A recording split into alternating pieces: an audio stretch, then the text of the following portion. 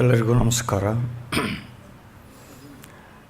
Today we have with us Dr. Sebastian Joseph to address us. Dr. Sebastian Joseph is presently Assistant Professor, Postgraduate Department and Research Center in History in the Union Christian College, Alvai, Kerala. He has a doctorate. He is a Doctor of Philosophy in History from Kerala University, Trivandrum. He also is a Master of Philosophy in History from University of Kerala, Master of Arts in History, a first rank holder from University of Kerala, Trivandrum. His subject for doctoral thesis for Doctor of Philosophy was Change and Continuity in the Forest Policy of Cochin. And his dissertation for the degree of Master of Philosophy was on British impact on the forest administration of Cochin 1800 to 1907. His special areas of interest are environmental history, technology and environment, oral history, and film history. He has some publications to his credit, including one on ecological imperialism and tribals of India, Silent Valley and resilient debate, genealogies and local history, the economic imperialism, colonial forest policy in Cochin. He is also presently engaged in writing a book on Cochin forests and the British. He has presented papers in several national and international conferences. He has edited professional journals and delivered discourses. He has many years teaching experience. He was earlier, he taught in the Department of History in Pavanatma College, Idukki, and since September 2007 has been an assistant professor with the Postgraduate Department and Research Center in History at the Union Christian College, Alvai. He has chosen a very interesting topic for this evening: neglected memories, untold histories. There are many dimensions to history: political history, economic history, philosophical history, social history, etc. Even though different classes of history are recognized in the theory of historiography, in actual practice, what passes for history is largely political history. This is an aberration. The real history of a society is an aggregate of these various facets. There is also the problem of basic perspective as to what constitutes history. The Westerners regard as history a chronicle of events based on records of verifiable events. This approach, by its nature, excludes information transmitted through oral traditions and folk traditions. But as it happens, the society at large lays great store by these racial memories. Thus, for instance, in the view of the people, epics and Puranas too are history. So much so that for the ordinary people, epic characters are often more real than actual contemporary persons.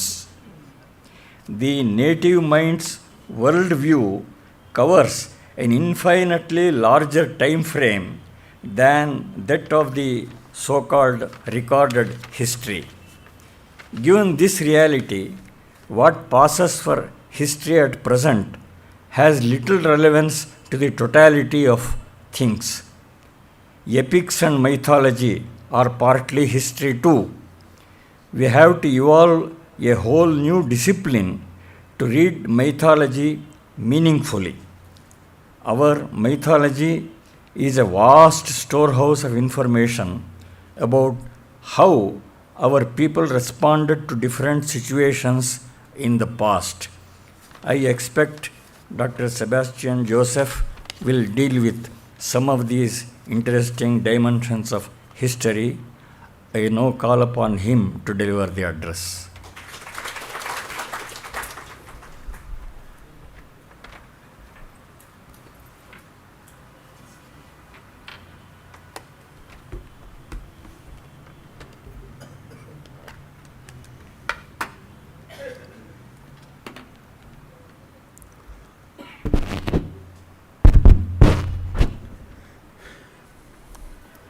Namaskara.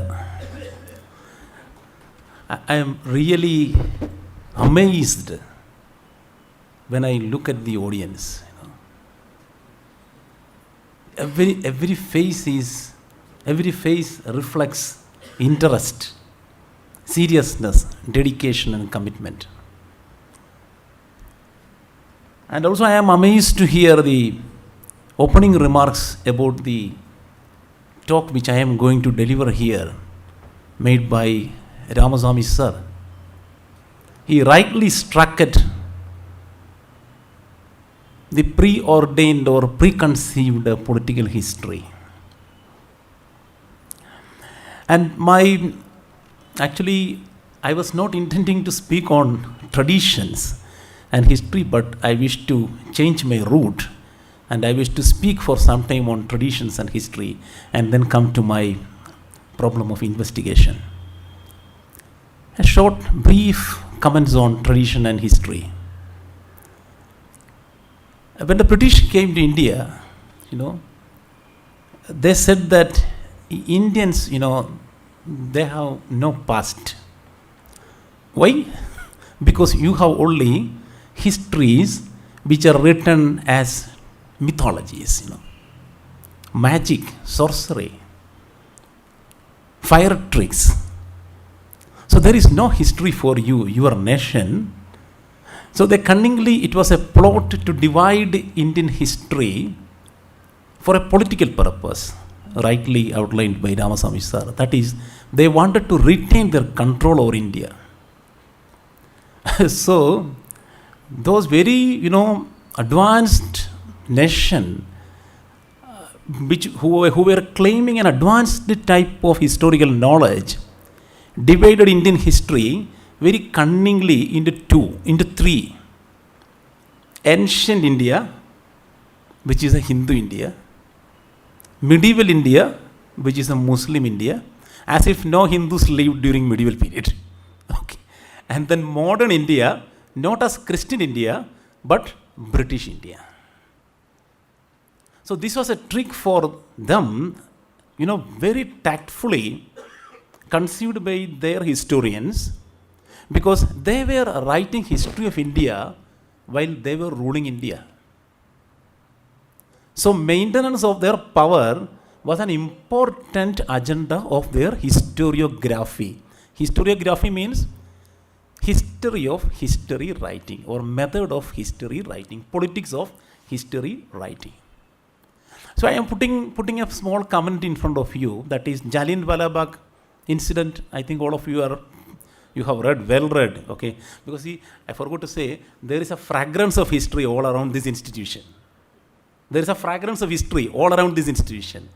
I have never seen an audience like this who, very seriously, are becoming listeners for a talk on history, a much neglected subject, like neglected memory. So the political considerations of the British engaged in a particular discourse whereby they relegated all ancient Indian mythologies as superstitious, fabricated, falsified, commonsensical notions of the past.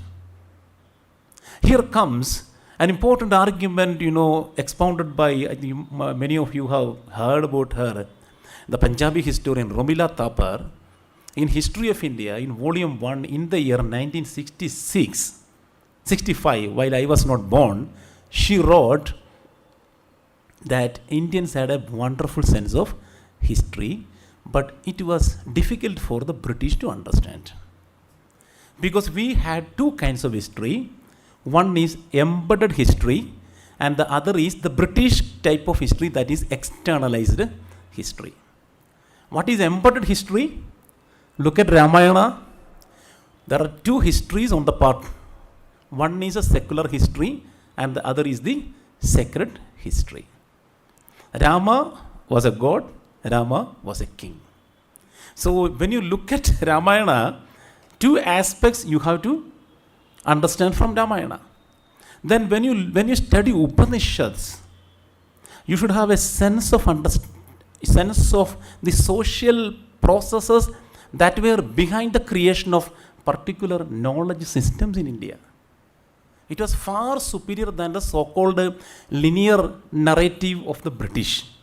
And when the British came to India, as I told you, they wanted to continue with their rule, because they had a burden imposed upon them, which is known as the white man's burden, that is to civilize each one of us, because we were considered as uncivilized or savages or barbarians to a certain extent. So when they were civilizing us, they were writing history also. For Jallianwala Bagh 1919 April 13, they wrote in their records. Can you agree with that? A violent mob assembled in Jallianwala Bagh, defying the orders of the government, was shot by the police and the army. So they cannot write something like this, a patriotic mob assembled in Jallianwala Bagh or nationalist mob assembled in Jallianwala Bagh. No. So their sense of history or their notion of historiography was very much connected with politics. Every time you hear about history, there is a politics behind that. So I wish to speak something, sir, that is not my subject, but since you implicated to that, I am making some references.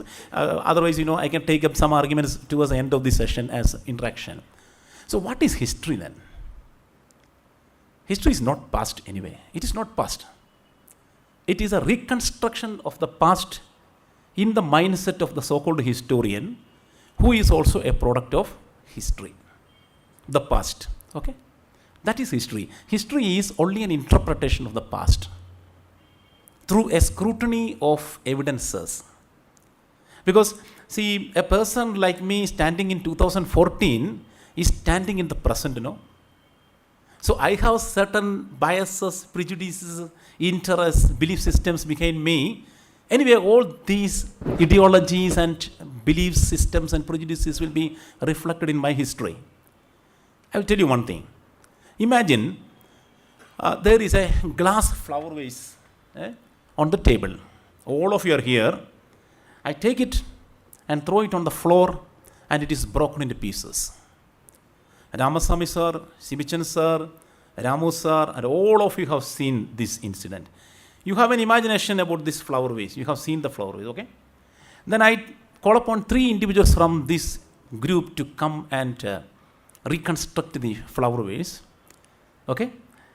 All the 3 will come and reconstruct the flower vase in somewhat similar form. Okay? Almost like the old flower vase, because you have seen the flower vase. Now, none of you are there in the auditorium. There is again a glass flower vase. I throw it on the floor and it is broken into pieces. I call upon all of you one by one and request you to reassemble into its earlier position. You will come, take the fragments, pieces.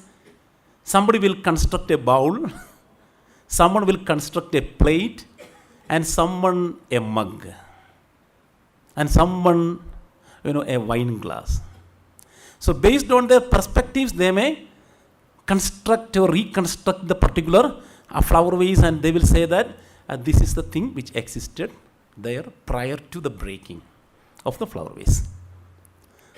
This is an example which is narrated by an eminent historian, Michel Foucault, Foucault. For Foucault, all history are perspectival histories, written in the presentist context. But coming to my area of specialization, I wish to say that history is largely neglected these days, largely neglected, very much neglected, because people are behind engineering, medicine, biotechnology, because biotechnology is making the empire these days. Because when the British came to India, they made the empire not only subjugating the people, but the landscapes also, isn't it?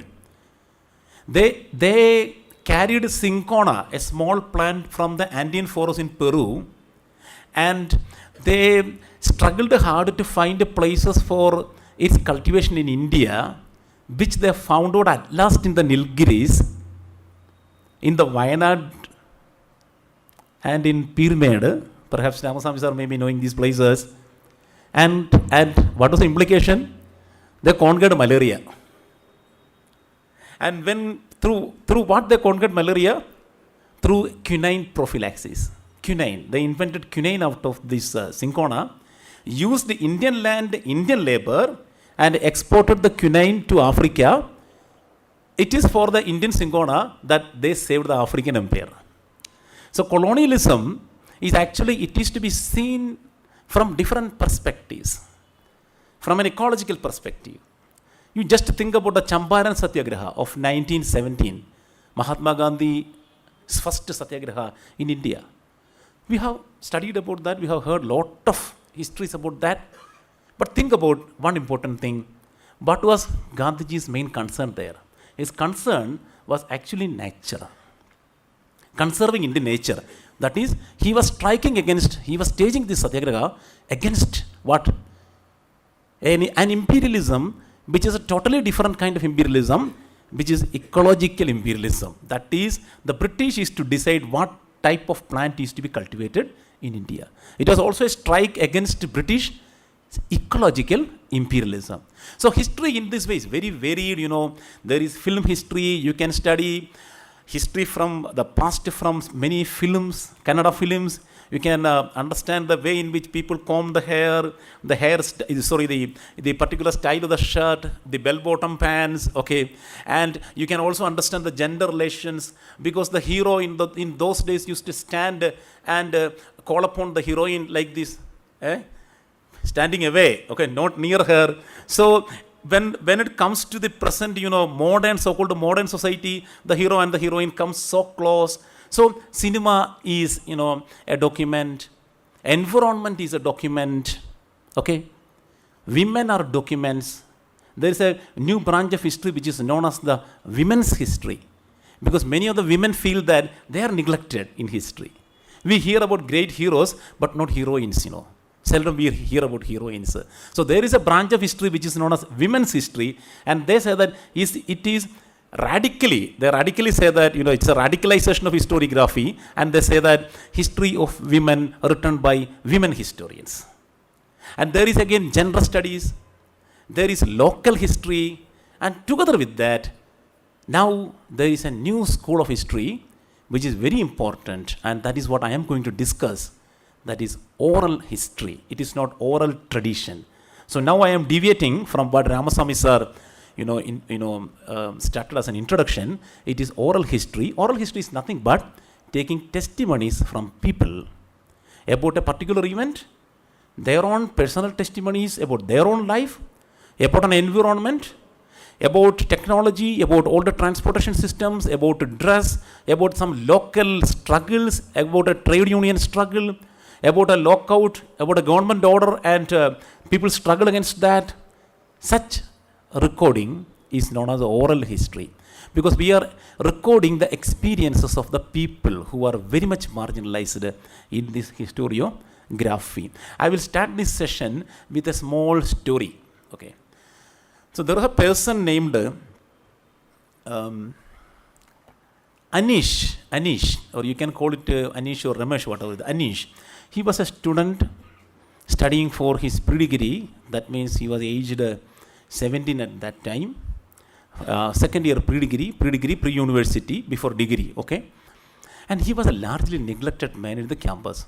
totally disillusioned with, he was frustrated with the marginalization. Teachers are not caring him.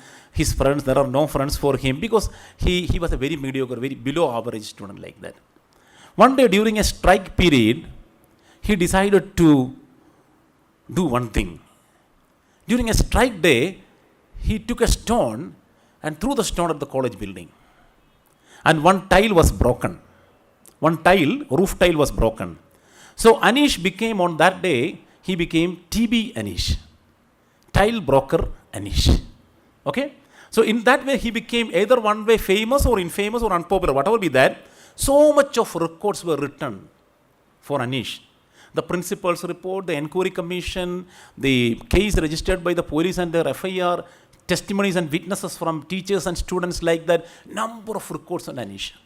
Written records about Anish. Okay?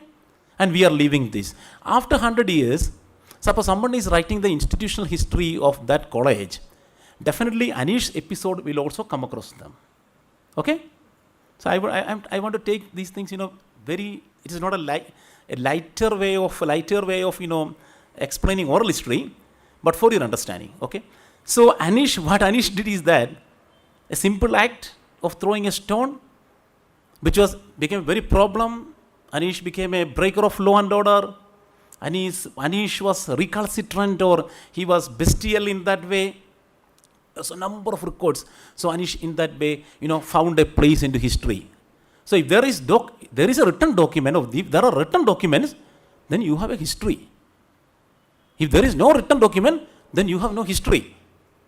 And a child, when asked, for his father, the mother points to a particular person at the corner and says that is your father.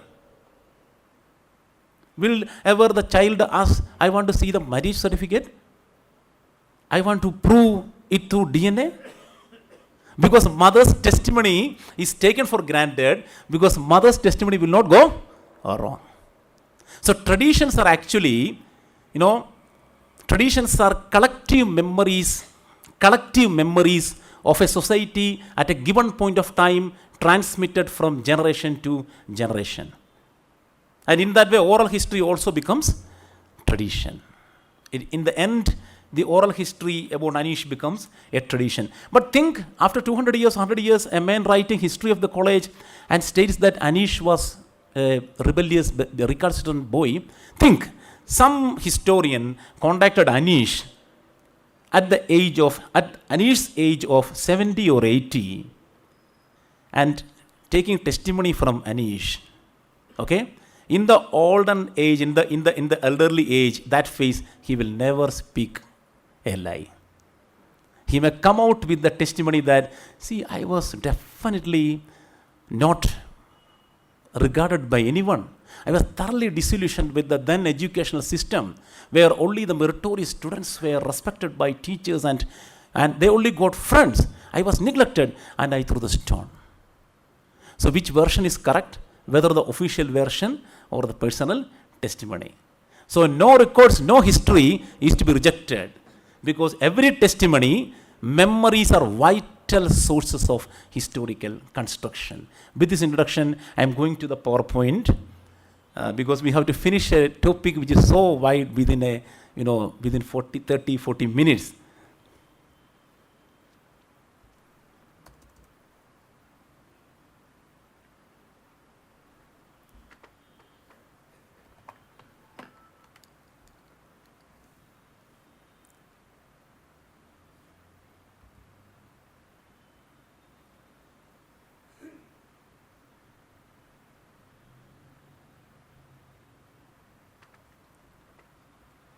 So this is the presentation, Neglected Memories, Untold Histories. Okay. So what are the memories? I told you in Kannada it is known as Nemapu, isn't it? Nemapu, eh?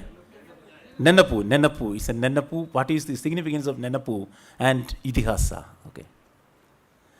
So look at this testimony. I am trying to take this class like a class, through three problems or three issues, cases.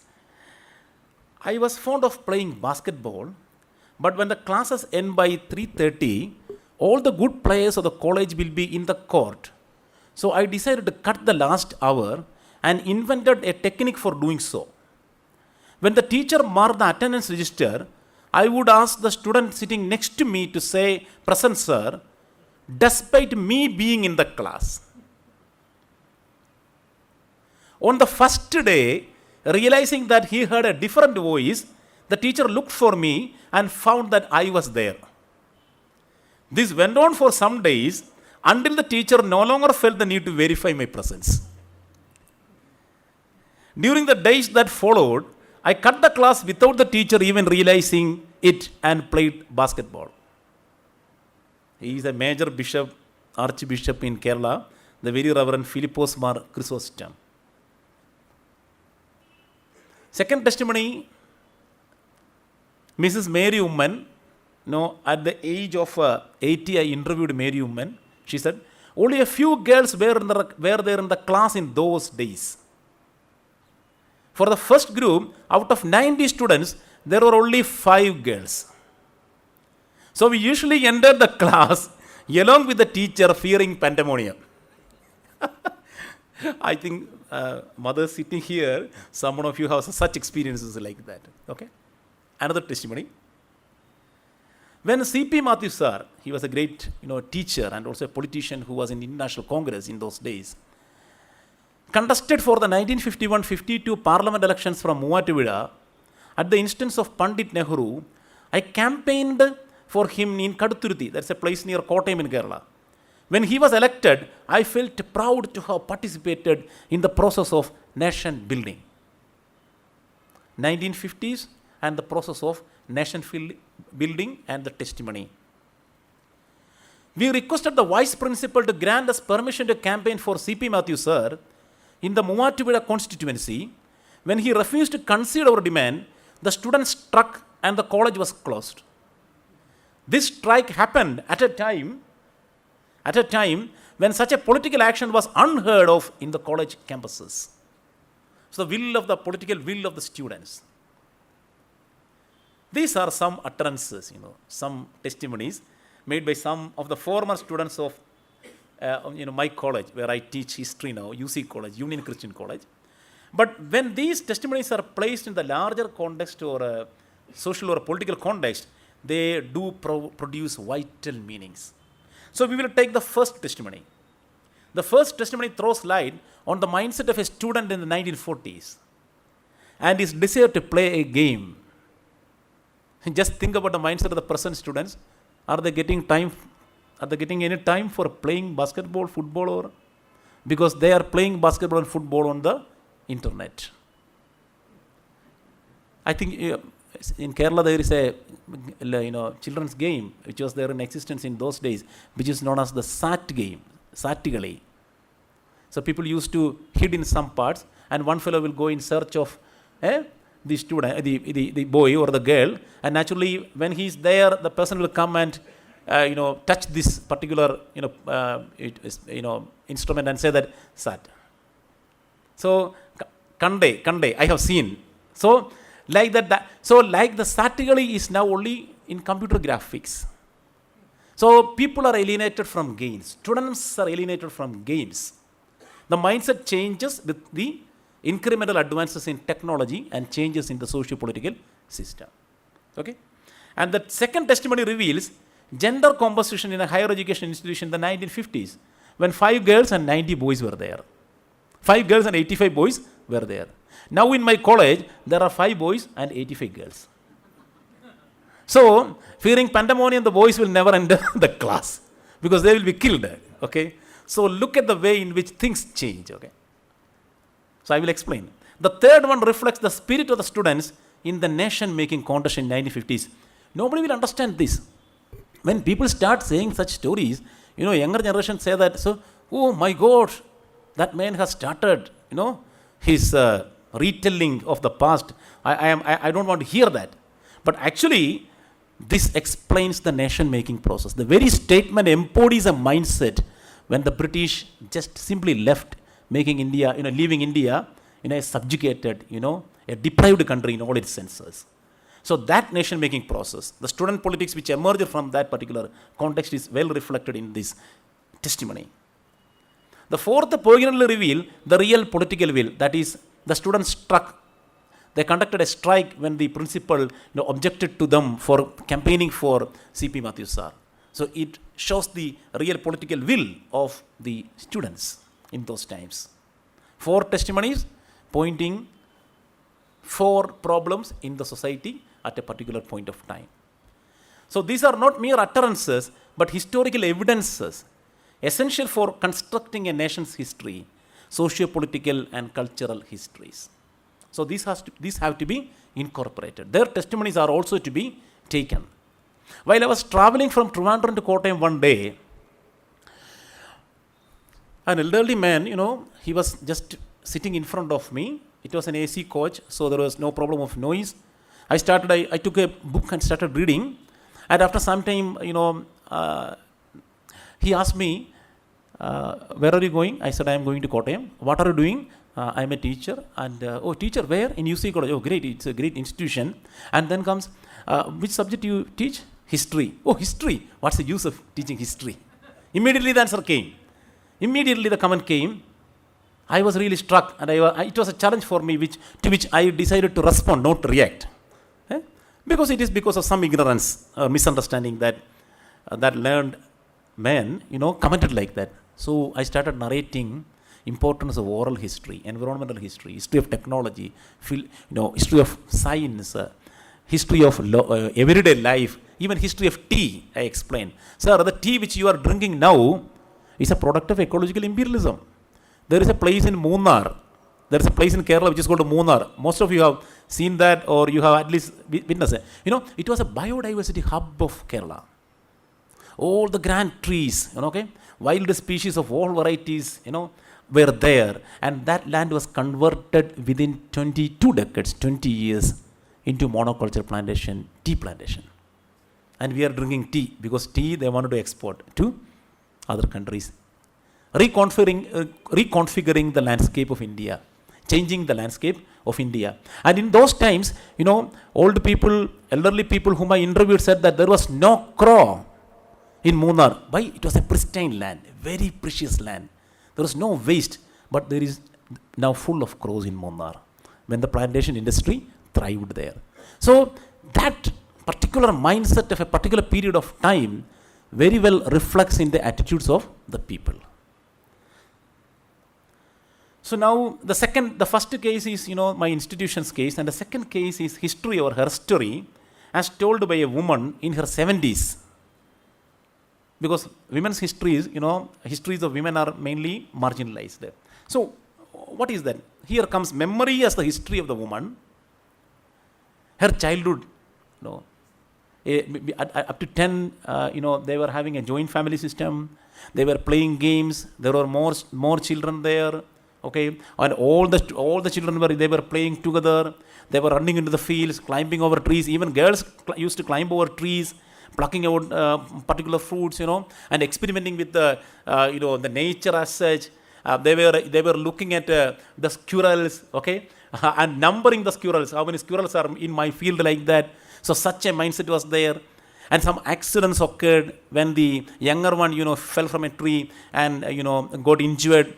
And lot of punishment which she got from her parents, and the plants and flowers poignantly, very meticulously, describes about the type of plants and flowers which she witnessed in those days. The bonding, it shows the bonding of an age with nature in some sense. And second, the father, dynamic, industrious, humorous father. He was very dynamic. He was very industrious. He was working with workers. Okay, and then he bought for her a satin frock that is there in her memory, which was not there for any other girl in those times. In that area, that is a dominant memory. The satin frock became a dominant memory, and then travel by the bullock cart to her mother's house, away from this land, with her father. And on the way, they used to take certain food. They used to get out of the bullock cart and settled, sat on a particular place full of trees, and they ate the food. And about the death of the father, about which she said that it was an irreparable loss. Irreparable loss. Never irreparable. Okay. So it was an irreparable loss which she encountered. Her father, the loss of father. And second is education. She comments on school, teachers, nuns, friends, campuses, about education given by the nuns. Some petty quarrels with her friends or some silly issues like that. Then the campus where the boys and girls, they were respecting each other. Okay, not calling by any other word other than name with respect. Like such memories about the gurus who taught her in those days. And the teacher, the headmistress, who cried aloud when she saw this child during the time of her father's death. So such an intimacy with the teacher and the student, okay. And the marriage, how it happened, she was not knowing in those days. She was asked to reach home for an engagement, not knowing what is going to happen. She saw a person sitting there, and that culminated in the marriage. Okay. Encountering addiction, and in her life, one important problem she encountered was addiction. That is, her husband was an alcoholic addict.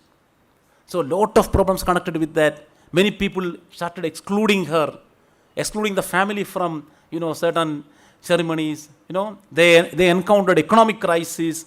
Okay, there was total economic breakdown, and the patriarch was a professor. He was a professor, and in the college also he was alienated. He became depressed, highly disillusioned, and that type of a thing. And the treatment connected with addiction, encountering the world of Alcoholic Anonymous treatment in various places. And then again the lady facing the emperor of maladies, cancer.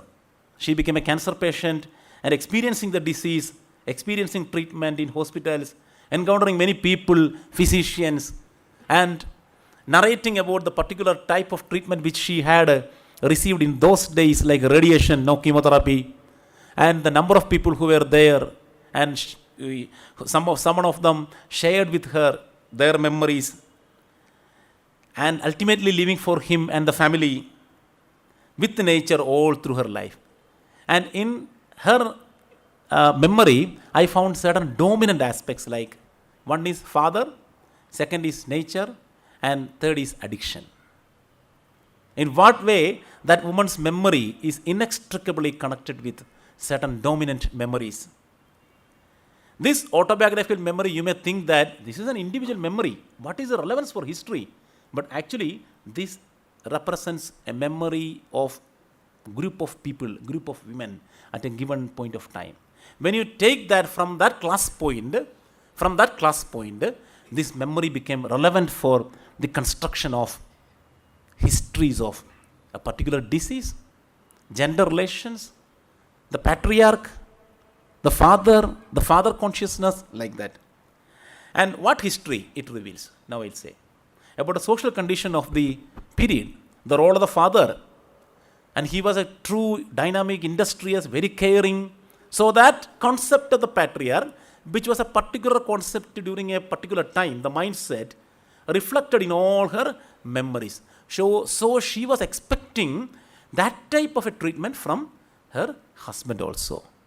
So in that way, the father's memory is dominant, because the father's memory of that woman is not an autobiographical memory.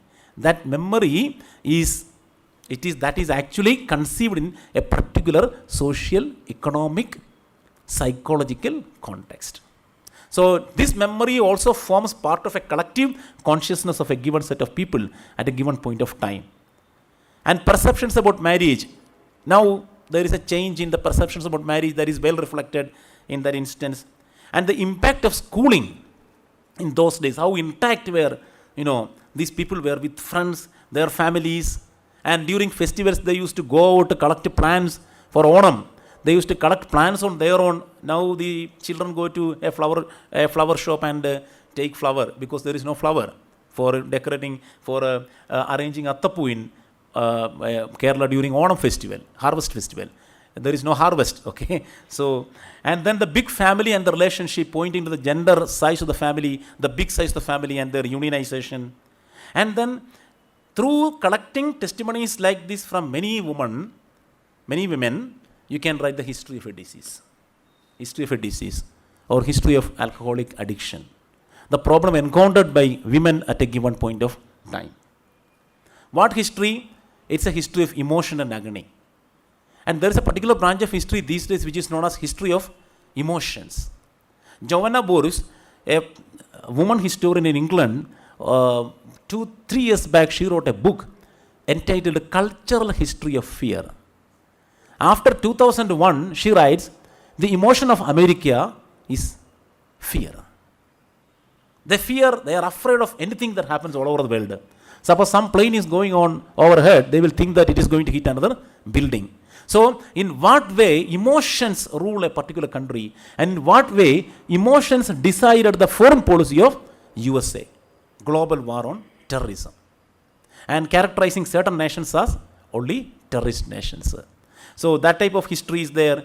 Then the woman's testimony also revealed history of older transportation systems, memories about dress codes in those days, the long skirt, and there is a reference made by her about the long skirt, which was a dream of her father, that he used to say that one day I will see my child going to school wearing the long skirt, but before that he died. So all such memories are, tightly interwoven in the memory of this woman. And about environment, number of, even the minutest details about the environment, the type of plants, weeds, seeds, cultivation methods, everything, the availability of water, and relationship between the farmers and, agricultural laborers like that, all very well documented in her testimony. And how this autobiographical memory is constituted within the collective memory, that is collective consciousness. Because similar such memories, if taken or recorded from, and this lady was a school teacher, women belonging to a particular class will definitely enable the historian to document history of alcoholic addiction and problems connected with that. Is there any other document which gives history of alcoholic addiction? Perhaps there are state statistics on the volume of liquor sale. It will never speak about these type of histories. So there lies the vital significance of the woman's history. And this is the woman, and this is the husband about whom she was speaking, and it is my own mother and father. And my mother is documenting her history now. I asked her to write memories about her past. She has almost completed that. And upon reading that, I will tell you about that towards the end of this session. And think, first I explained about an institution and then about an individual. And now I am saying that this construction of history can also be taken for documenting large social processes. Take, for example, about migration. Migration of peasants from one place to another place. Okay. I am going to show before you 3 testimonies. One testimony is by a tribal in Idukki, which is a landlocked district in Kerala. He is a Mannan tribal, Mannan. And second testimony is delivered by a very rich peasant in the area. Very rich peasant in the area. He is having more than 100 acres at his disposal. And the third testimony is given by a person who can be considered as an ordinary peasant, a peasant cultivator. So look at the differences in their views. Number one, the Mannan. I was the Kani, that is the guide for Angur Ravatar in deep forest. Angur Ravatar was a big timber merchant in those days, and this fellow was a Kani, a guide, who used to show certain forested tracks to this timber merchant like that. I showed him the best teak trees in the forest because we people know the nook and corner of the forest. Looks to the greeneries outside and continues. I got some chikkili, in Malayalam it is not, little money. Some money I got from him, and he laughed. Okay, this is from a personal interview I conducted with a Panchan Surya, a Kani, in the year 2009. And then Mr. Jacob, the forest, his own testimony, Suryan's testimony, Mr. Jacob, the forest officer, told me that peasant migrants are coming from the plains and that within a short span of time, the entire land would go to them. He told me this because I used to help his department in many works, including helping them in many departmental activities. I replied him that I am ready to help them also. I did not corner any piece of land. Why should I make fences inside the forest? I help the peasants also in all agrarian activities. I help them in locating the best suitable land for cultivation. I got mudira from them and also some money. They were good people. It is me who showed the all good lands to Tadiyachen, who is the capitalist, or the big peasant there. So look at his testimony, a very subjected testimony, showing all the lands to the timber trader and the peasants, and looking at the forest as, as a place where any community can come and enjoy, like that. So that's why he said that, he do not want to make fences inside the forest, because the forest belongs to everyone. Second is the testimony of the rich peasant. I entered the forest and moved ahead after clearing elephants, he said. Clearing elephants. ആനകളെ വകഞ്ഞു മാറ്റിക്കൊണ്ട് ഞാൻ വനത്തിലൂടെ മുൻപിലേക്ക് കയറിയത് എന്ന് പറഞ്ഞാൽ I went ahead after clearing, the elephants on the way. Shows his masculinity, power. All the way, I was dreaming about the forested lands being transformed into fields. I got help from the Mannans and I have to pay them only mudira, their most favorite food. I shot a wild buffalo, the size of which was equal to an elephant. And about 25 Mannans stood on the dead. Again shows his, that power, that masculinity. I have fought for getting the Patayam, that is title deed for the peasants, for the land from the government, and went to Thiruvananthapuram, the capital city of Kerala, several times to meet ministers and other politicians. Shows his rapport with politicians and that connectivity that he's trying to, emanate through his memories. I had good rapport with the politicians and we were successful in getting Patayam, that is a title deed.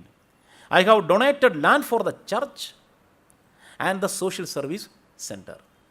So all shows, how magnanimous this person was once he got Patayam and all such things. He used to donate land for the church and for social service. So that thing is there, projecting himself as a great leader of the peasants in those areas. And the third testimony is very interesting. This is a poor peasant, who came to this area as part of peasant migration. Severe economic problems and poverty in the Keezhumalai Nadu, that is in the lower lands, forced me to join a band of young men venturing into the forest in search of land for cultivation. He says, I have left my wife, whom I married a few months ago, and dear family members in great pain for going into the forest. It was indeed a life-risking situation inside the wilderness, but circumstances at home were so compelling that we decided to fight with nature. It was too cool inside the forest, even during the noon, and I was seeing for the first time such huge trees growing high into the skies, and which were the abodes of a number of birds, monkeys, and giant squirrels. These forests were the habitat of wild elephants, and we moved inches by inches with a throbbing heart expecting a wild elephant. Whereas a rich person had gone with him, and these people were afraid of going into the forest. We also started encroaching forests and fixed our boundaries. And if we were to take land from the already encroached areas, we were to pay 5 rupees for an acre. 5 rupees was a big amount in those times. Laughs and looks at me. We were really happy to see the harvest in the forested lands where we cultivated, and our sorrows and sufferings were then transformed into joy and happiness. I found paddy and ginger growing in all its luxury and abundance and decided to extend cultivation. Slowly we started pepper cultivation, transforming into commercial crop. I saw with certain degree of surprise the transformation of the forested landscapes into cultivated fields. More than that, wild animals we feared. More than the wild animals, we feared the forest officials, who were, a torturing class, whom we paid regular kappam. Kappam means bribe or fine. I was brutally assaulted along with other members of the Malanadu Karshaka Peasant Union by the police during a struggle, anti-eviction struggle.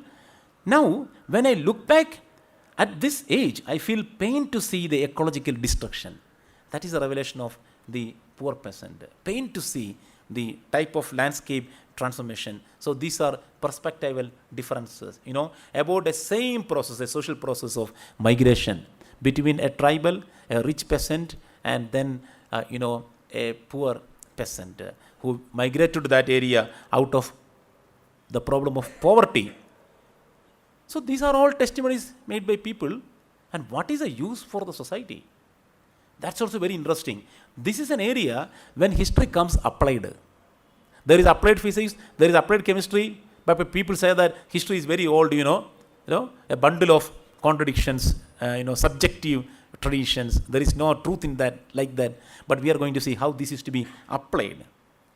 The mother's narration becomes a good reference point for the society. History in that way becomes applied,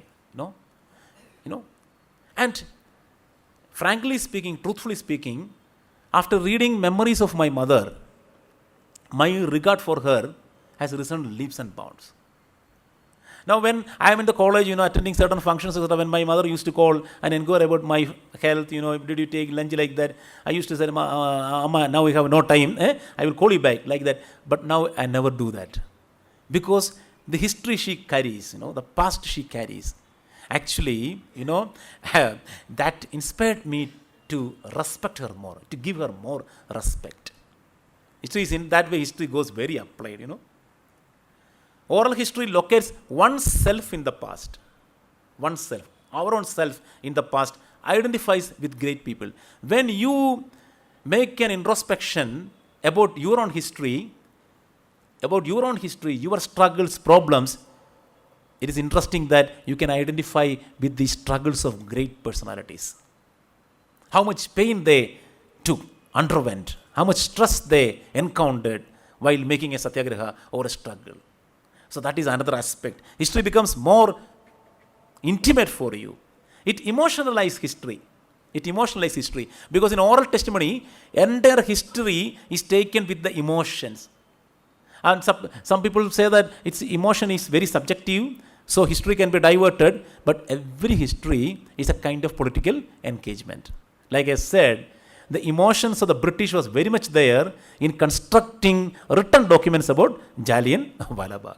So they are saying that, you cannot use oral history because it emotionalizes history. The entire emotional content and spirit of the past is recorded by the historian. It succeeds in redefining, there is a spelling mistake, it succeeds in redefining relationships, especially with elderly people. When you come to know about their sufferings, their agonies, their emotions, their attachments, etc., you start giving more respect for them. So your attitude towards the elderly people, it changes in time when you practice this type of a history. Then it, more significantly, it democratizes history. History is everyone's history now. So it's a great democratic movement that when your testimony is recorded as a historical document for the study of future generation. There is a particular movement in America which is known as the Story Corps, C-O-R-P-S, Corps. What they do is that they go to the cities in their cars with some tape recorders and latest recording techniques and they interview people. Anybody can go into the car, into the van and give testimony about a famine, about a drought, about even familial relations like that. They used to give testimonies. So it has become a big moment when recently, when I looked at their site, I found that more than 1 lakh people are so far interviewed and their histories are documented. It's a great moment which transformed the American historiography. It provides values for the society, okay? Truth, justice, so or sense, civic sense. Such values are articulated through the testimonies. So history in that way becomes very much applied. It instills confidence in others. These testimonies, So for example, how a man recovered in business. For example, when you interview a man who lost his business at the age of 38, says that at the age of 48, after 10 years, I became a success in business. I became a successful businessman. So that's a great incentive for the people, okay. In that way, history transmits confidence into others. How a woman responded to husband's addiction. It's a great learning lesson for similarly placed women. And also women other than that. How one defeated disease. How one encountered, a major disease. So her agonies, how she recovered out of that, the mental strain. And what, mechanisms she resorted to getting in defeating this particular disease. So that also is transmitted from person to person in oral testimony. And more significantly, it preserves certain local knowledge systems. For example, a particular dietary practice followed in an area, okay, or healing techniques followed by mothers in our houses, okay, healing techniques, medical practices, then environmental conservation strategies. All these are, articulated. All these are transmitted from the testimony giver to the historian for recording it. It recreates the past environment for the present.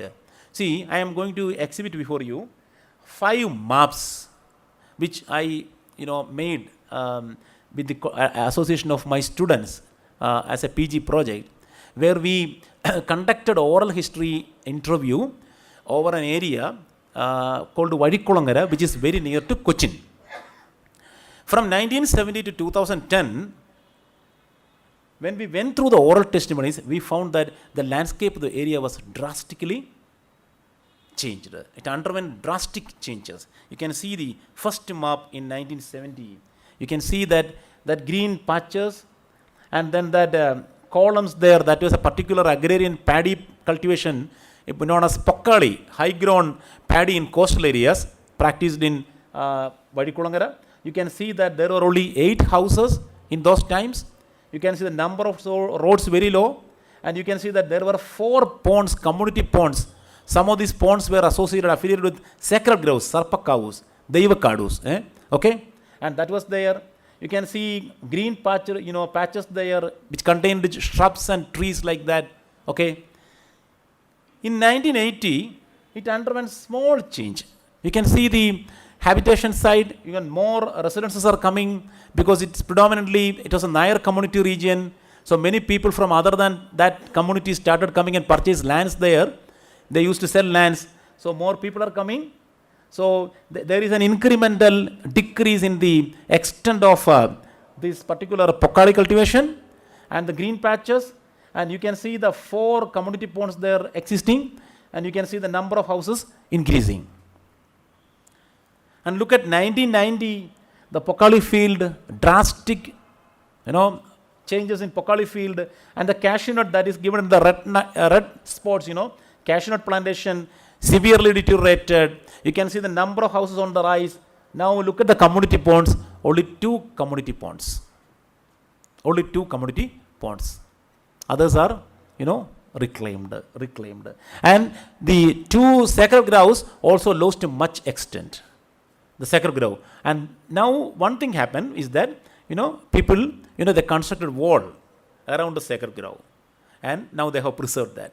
Okay, because there is a ritualistic tradition associated with sacred grove. So that's why it happened like that. So now you can see that only 2 ponds in 1990. And now you see in 2000, the entire Pokkali field disappeared. The entire Pokkali field disappeared. Lot of houses, were constructed in the area. 2 ponds are there. You cannot see a trace of the cashew nut plantation there. The green patches are almost lost. New roads are coming. A small town, a village near Cochin, Vadikulangara, is undergoing such a change without any sort of industrialization or factories.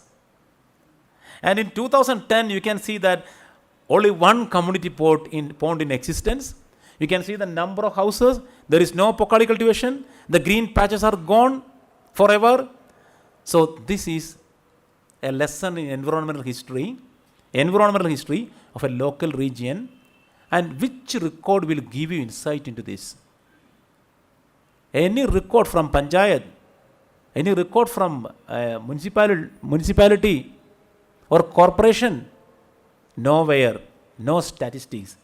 We traced, we attempted, taking, documents from Panchayat municipality and never came across such a type of sources. we interviewed more than 100 people in the area aged above 70. Aged above 70. Because they have a dominant memory, a long-term memory with them, because they are people who are deeply attached with the environment and made this cartographic exercise only through oral traditions. Only through oral traditions. Some statistics which we got for the Pokali and all, we used to corroborate with the testimonies given by the people for the sake of verification of pronouncements, oral testimonies. For cross-checking oral testimonies. Only that. Other than that, the entire environmental history of the region was made by us solely based on oral testimonies. And you look at the change from 1970 to 2010 of a small land area which is just of 4 kilometer square radius. 4 kilometer square radius. The thing is that there is a tendency among the Kochinites to migrate to this area in search of residential areas. Only the coming of new residences and change in the landscapes of a small region. And now this is the old Bengaluru, old Bengaluru according to an artist. And see, this is the Brigade Road, old Brigade Road, which I found from the internet. And you can see the new Brigade Road.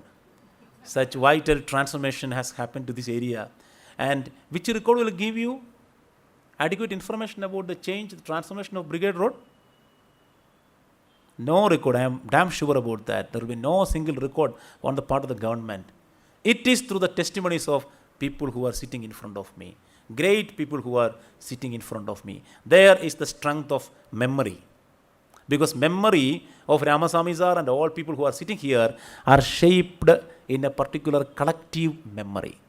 Your memory is not an autobiographical memory. I can't remember a thing on my own. It is in relation with other institutions, politics, economic conditions, gender perspectives, other affiliations like religion or belief systems. My memory is constructed. So these memories are vital for understanding landscapes. You can see the transformation of Bengaluru city, from that drawing in the 18th century to an aerial photograph that is also given in the net. And now here I wish to say a small story, which is not a story, which is a real life experiment, readapted as a story by the former chairman of University Grants Commission. You have heard of him, Professor Yashpal. A man was walking in front of a school, through the front side of a school. It's a school on the fringes of a forested area, a tribal school mainly, or other poor people are studying in the school. On the first day, he saw a girl student standing on the veranda alone at 10:15. Second day, the same thing repeated. Third day also the same thing repeated. And out of curiosity, on the fourth day, he followed this girl in the evening. On the fourth day also, she was standing alone on the veranda. And the girl was moving. She was running into the rivulet, splashing in the waters, speaking to birds, looking at trees, hugging trees, and plucking some plants, leaves from a plant. And you used to touch the plant as a soothing effect, because she intentionally, hurting that particular plant or tree. So she touches that to give a soothing impact. And then she moves, collecting certain grasses, and exchanging pleasantries with the wild species all around, and entered into a hut. After 5 minutes, the girl came out and looked at the men and asked, "Why are you following me?" And he asked, "Why are you always standing outside the class at 10:15? I used to see you." "Oh, it is because of the fact that my mother is ailing, she has got an injury on her leg, so I have to apply a particular plant, ointment which is made out of certain leaves, so I have to make that, so I will apply that, and then I have to cook food for her and for me also. Then I reach school at 10:10 or between 10:10 and 10:15, and the teacher asked me to remain outside for the entire class of 45 minutes duration." And now the critical question comes from the men. Who is that teacher and what subject she is teaching? It is the botany teacher. It is the botany teacher, and Professor Yashpal gives a title only towards the end of the story. The title of the story towards the end of the story. Can you guess the title? Can you guess the title? The botany teacher. The botany teacher. No, it is Who Knows Botany. Who knows botany? The hierarchically, received knowledge, institutional knowledge, which has no relevance for the locality, a knowledge which is percolated down through certain institutions, which got institutionalized, fossilized like that, is confronting a knowledge which is created by the locality and the poor girl. So your memories are like that. The historian, the so-called professional historian, who, mockingly look at oral historians as people who wander through the streets, carrying certain tape records, they have a conventionally generated historiography, sense, perceptions with them, unmindful of your agonies, your worries, your despair, your struggles. And if your struggles are not recorded, history is not true history. Only if your struggles are recorded with other great struggles, it becomes true history. And that is the relevance of oral history for you and for me and for the society. And now I put, a suggestion to Gokhale Institute for Public Affairs, okay? With which was associated great people like C. Rajagopalachari, J.B. Kribalani, etc. Why not the Gokhale Institute for Public Affairs do something to document neglected memories in the form of an oral history archives, oral history, OH at GIPA, okay? Oral history at Gokhale Institute of Public Affairs. Because while I was speaking with the professor, Ramasamy sir, he was explaining to me that environmental movement actually started in the precincts in the 1950s. But in a global scene, environmental movement only started with 1970 with the Stockholm Declaration, where Prime Minister Indira Gandhi went and said that poverty is the greatest pollutant in India. And after that, again, environmental movements in the 1980s, and you can see the emergence of certain eco-consciousness all over the world. Even before that, started environmental movement by your own people. Why not you record the testimony of Ramasamy sir and keep it as a digitized memory for the students, researchers, and people from far-off areas? Even foreigners will come to study this memory. There lies the strength of oral history. So it is not neglected memories, but it is recorded memories. And what you reveal out of that is histories. It's a plural, perspectives. There is no history, only histories. Thank you all. Okay.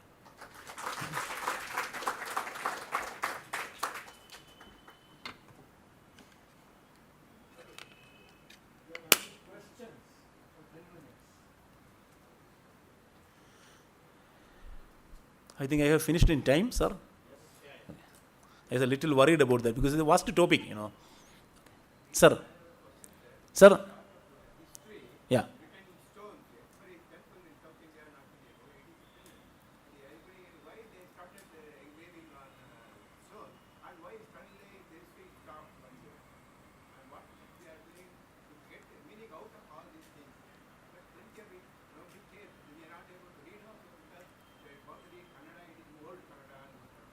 Yeah.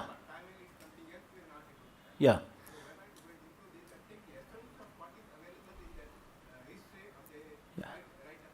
Yeah. It's a very sad thing that most of the inscriptions, okay, rock inscriptions of temple inscriptions, okay, are not well studied by the archaeologists, because they are interested only in certain megalithic or something monuments like that, and they are studying that. Okay, and the history of land grants, which can be easily understood through the study of these temple inscriptions, are not so far undertaken well by historians in India, except certain historians like Iyengar, Niraganda Shastri, T.V. Venkata Subramanian, etc. And some foreigners have also studied. Noboru Karashima, a Japanese, he came here and studied about Indian feudalism and argued. So it is actually, so the transformation from, I think the first part of your question is that, see, actually from this particular rock engravings, it was shifted to other forms of writing. Okay. So the first question. And the second is that there is a politics behind that. There is a politics behind that, in the sense that the archaeology department is not given actually funds for studying these things. And most of these rocky inscriptions are laid to waste. Even in Kerala recently occurred, prehistoric paintings on rocks were neglected by the archaeology department. And what they did was that they came and they tried to restore the paintings with cement. So interfering with the old artifact in a very haphazard manner, unscientific manner. So basically that's a question for the archaeologists and for the inscription readers. Funds are not given for this department. Okay, that's a major problem with them, shortage.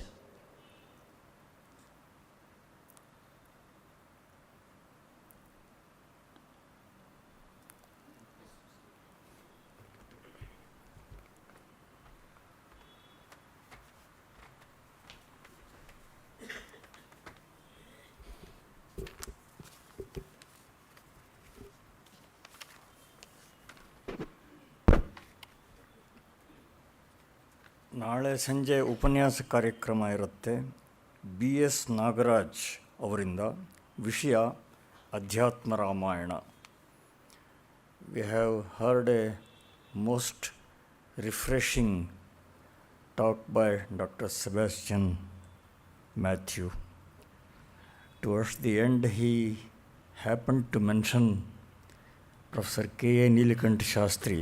So I am tempted to begin my remarks with a reference to K.A. Neelakanta Shastri. One of the things K.A. Neelakanta Shastri used to say jocularly in the context of mainstream history is that all history is salesmanship. That's what Neelakanta Shastri used to say. Now, it happens that I have been associated with introducing to Kannada readers the work of Dharampal. I am sure you are familiar with the work of Dharampal. Using the Britishers' own documents, Dharampal ji presented a totally different view of pre-British India. For instance, in contrast to the British version, he brought to light a much more luminous picture of India in 18th century and earlier. Now, the most important thing is to recognize that history is people. Dr. Joseph rightly propounded the need to recognize the relevance of oral history. I am reminded of a poem by the German playwright Bertolt Brecht. Many happenings, many wars, many conquests, many wars, but who did the cooking, who did the laundering, and who paid the bills? That is Bertolt Brecht's poem. Comment is needless. I am heartened by Dr. Joseph's comment on tea plantations, etc. Since in my time, I have myself fought many battles, even at the level of the Supreme Court, about such issues.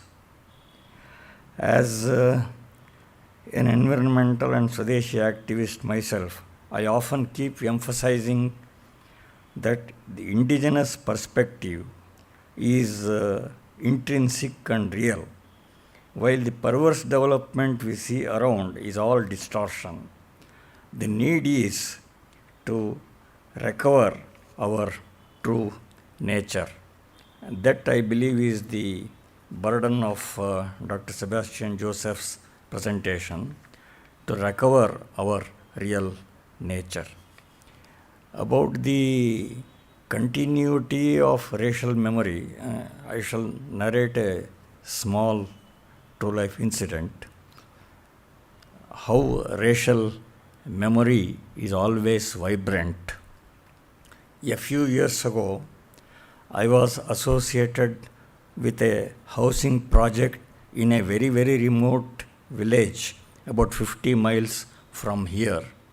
Under a Government of India scheme, we constructed some houses for the poor. To dedicate that project, we invited a major pontiff of that district.